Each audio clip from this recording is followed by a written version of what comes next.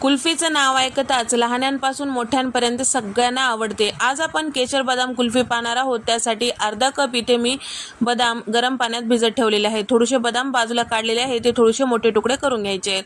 त्यानंतर आता इथे मी 1 लिटर पॅकेटचं दूध घेतलेले आहे। छान दूध आपल्याला गोटून घ्यायचं आहे। या दुधाला अर्ध करून घ्यायचं आहे, म्हणजे छान गोटून, आणि याची साय मोडून यामध्ये टाकायचे। 1 कप साखर टाकून सुद्धा मिक्स करून घेतलेला आहे। बदाम छान भिजले गेलेले आहे। याची साल काढून मिक्सरच्या भांड्यामध्ये टाकून घेतलेले आहे। 2 चिमूट केसर टाकून घेतलेला आहे। थोडंसं गरम दूध, अर्धा कप इतकं कॉर्नफ्लोअर टाकून याची पेस्ट तयार करून घेतलेली आहे। तयार करून घेतलेली पेस्ट आपल्याला दुधामध्ये टाकून घ्यायचं आहे। बदामाचे काप टाकून घ्यायचे। थोडंसं दाटसरपणा आणेपर्यंत दूध आटवून घ्यायचं आहे।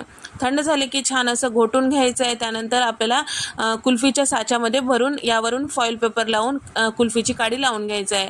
रात्रभर फ्रीजरमध्ये ठेवायचं आहे। दुसऱ्या दिवशी आपली कुल्फी तयार।